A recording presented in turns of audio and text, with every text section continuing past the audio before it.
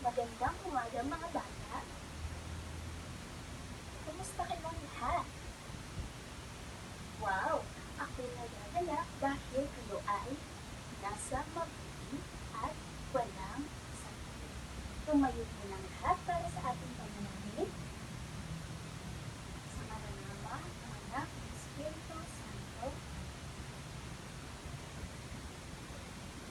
Bago po kayo maupo, pakipulot ito po ng mga basura sa ilalim ng mga upuan, ng mesa, at kapitake.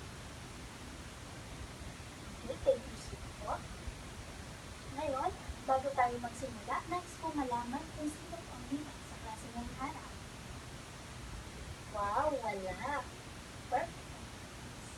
So, bago tayo magsimula, tumayo po muna lahat para sa ating pamukaw sigla.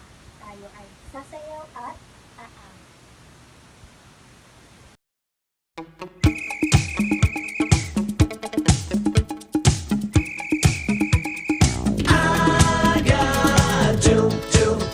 Push pineapple, shake the tree. I got do, push pineapple, grind coffee. To the left, to the right, jump up and down and to the knees. Come and dance every night, sing with a hula melody.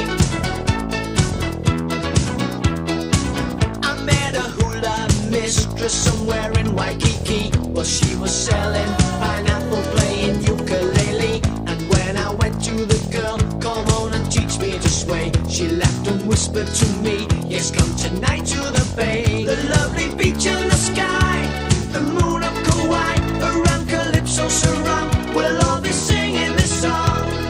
I got to push pineapple, shake the tree. I got to push pineapple. Ngayon naman, may tatlong alituntunin si teacher.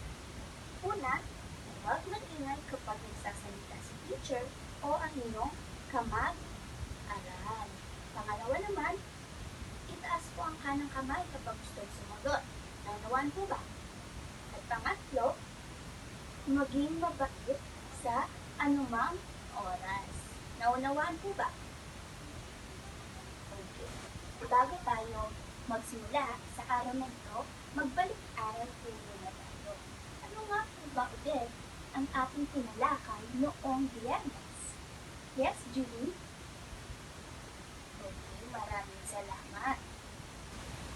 Ngayong araw, bago tayo magsimula sa ating aralin, kumuha ng isang bagay o gamit sa loob ng iyong bag at ilalarawan mo ang inyong napili dito sa unahan. Naunawaan po ba? Mahusay dahil nailarawan nyo ang inyong napiling mga gamit o bagay. Mga bata, ano-ano ang inyong napapansin sa ating kapaligiran? Yes, Julian? Madumi? Yes, Jenny? Maaliwalas? Yes, Shine? Malinis? Yes. Ang lahat ng inyong nabanggit ay totoo. Minsan malinis, maaliwalas, madumi, dahil yan sa ating kapaligiran. Hindi naman natin masasabi na lagi malinis, madumi. Ngayon naman ay may papakita si teacher. Ito isang auditin. Ang title nito ay Kapaligiran by Asin.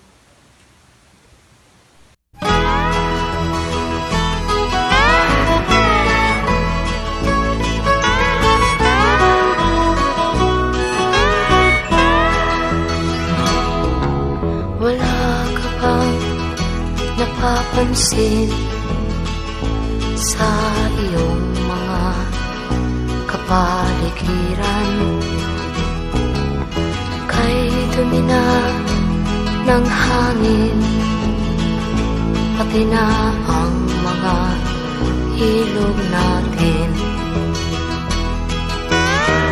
Hindi na masamang pag-unlad at malayo-layo na rin ang ating narating.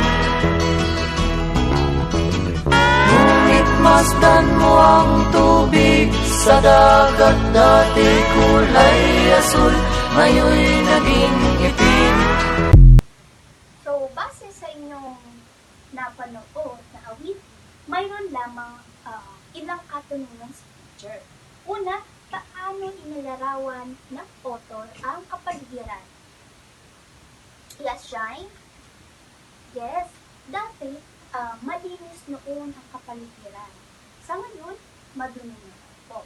Pangalawa, kakibat ba ng ating pag-unlad ang pagkasira ng ating kapaligiran? Opo, dahil isa po itong sanhi sa ating kapaligiran. Pangatlo, bilang isang mag-aaral, paano ka makakatulong or makakamit ang isang malinis na kapaligiran? Anyone? Yes? Okay. Kayo ay tutulong at sasama sa mga paglilinis sa isang komunidad. Okay? Very good.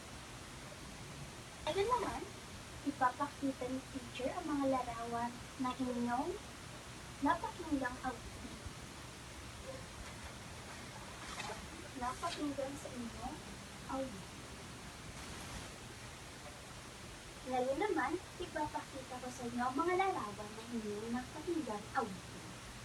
Ang una ay ang ilog, tama po ba? Ito po ba ay malinis o malinis?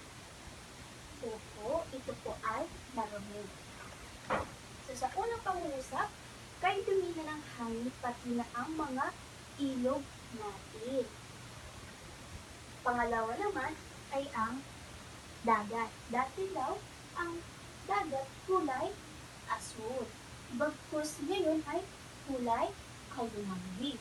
Ang pangatlo naman ay ang mga ibong gala daw ay wala ng madadapuan.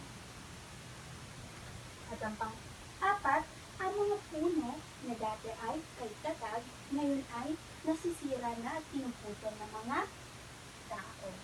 At ang panghuli, ang sariwang hangin ay sa langit na natin matitikman. Noon, ang kapaligiran ay malinis, maaliwalas, ngayon ay marumi na po. Sa bawat pangungusap, anong mga salita ang may salunggot? Yes, Jonah? Hangin? Ilog? Ano pa? Tubig? Ibon? Puno? Hangin. Tama po. Sa tingin mo, ano ang tawag sa salitang naglalarawan? Yes, Kate? Tama. Ang tawag sa salitang naglalarawan ay ang pangpili. Ang lahat na inyong nabanggit kanina ay konektado sa ating aralin sa araw na ito. Ang mga layunin,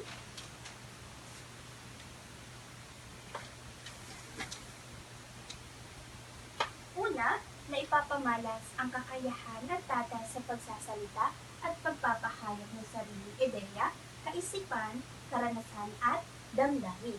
Ikangalawa, nakakasali sa mga usapan at talakayan, pagkukwento at nakakagawa ng sariling pangungusap. At ang panghuli, nakakapaglarawan ng mga tao, hayop, bagay at lugar sa pamamagitan. So, ang ating paksa sa araw na ito ay ang paglalarawan ng mga tao, hayop, bagay at lugar sa pamamagitan. Ang paglalarawan ay isang malinaw na pagpapahayag ng kaisipan sa ating nakikita, naaamoy, naririnig, nalalasahan, nahahawakan at nadarama sa ating paligid. Ang pang-uri daw po ay isang salitang naglalarawan sa ngalan ng tao, lugar, bagay, hayop at pangyayari at iba pa. Bagkus, ang pang-uri din daw po ay tumutukoy sa kulay, hugis, katangian o pisikal na kaanyuan ng isang tao, bagay, o hayop. Ngayon, dumako naman po tayo sa mga halimbawa. Halimbawa ng tao ay si Bunso ay masipag.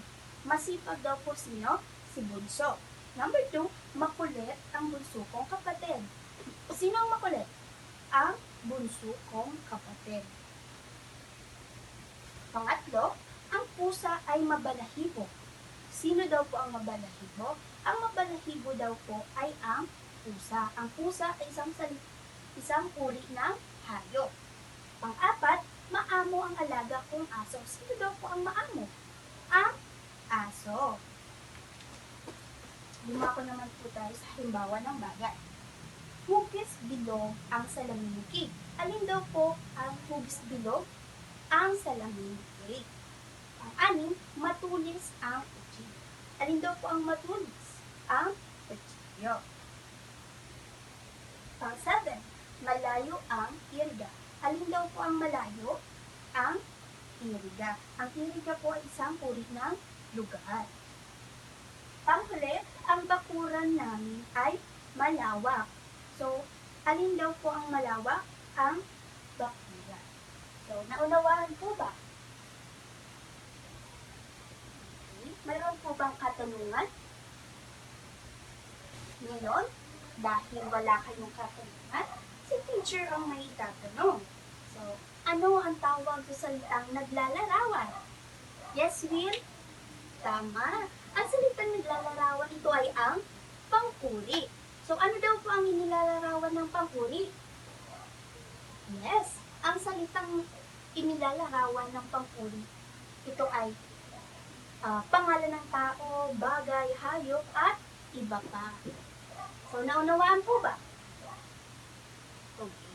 Ngayon, magkakaroon po tayo ng pangkatang gawain. Papangkatin ko kayo sa 3 grupo.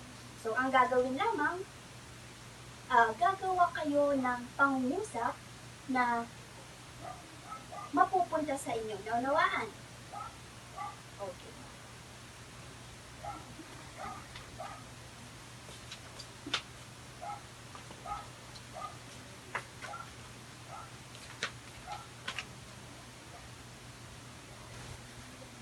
May 3 minuto lang po kayo para gumawa at pipili na isang representative para umulat sa unahan.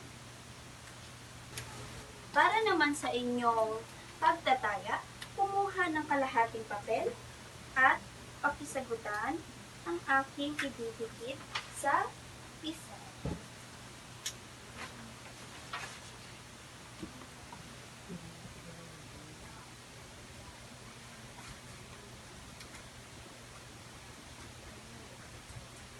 Ngayon, para naman sa inyong takdang aralin, pakikuha ng inyong mga kwaderno.